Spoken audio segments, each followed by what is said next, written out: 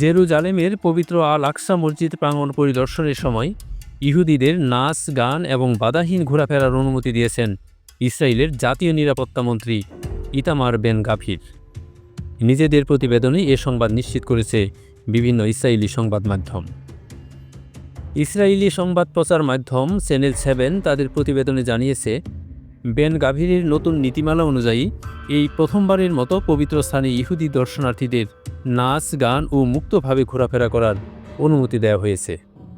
আল আকসা চত্বর বিষয়ক লিখিত যেসব আইন ও বিধিনিষেধ রয়েছে, বেন গাভিরের এই অনুমোদন সেসবের গুরুতর লঙ্ঘন।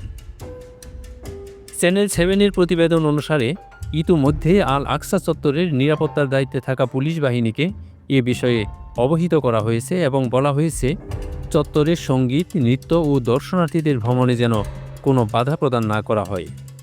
পুলিশ কমিশনার কবি সপ্তাহে আইন প্রয়োগকারী কর্মকর্তাদের কাছে এই নির্দেশগুলো পৌঁছে দিয়েছেন বলে জানা গেছে।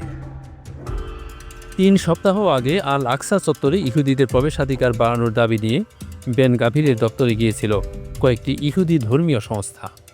তাদের সাথে বৈঠক শেষে বেন গাভির এই অনুমতি দেন।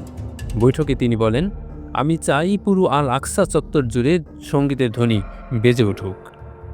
উল্লেখ্য, আল আকসা মসজিদ ইসলাম ধর্মাবলম্বীদের জন্য বিশ্বের 3য় পবিত্রতম স্থান। ইহুদিরা এই এলাকাটিকে টেম্পল মাউন্ট বলে থাকে। 1967 সালের আরব ইসরায়েল যুদ্ধের সময় ইসরায়েল পূর্ব জেরুজালেম দখল করে নেয়, যেখানে আল আকসা মসজিদ অবস্থিত। 1980 সালে তারা পুরো শহরটিকে নিজেদের সাথে সংযুক্ত করে, তবে আন্তর্জাতিক সম্প্রদায় কখনও তা স্বীকৃতি দেয়নি।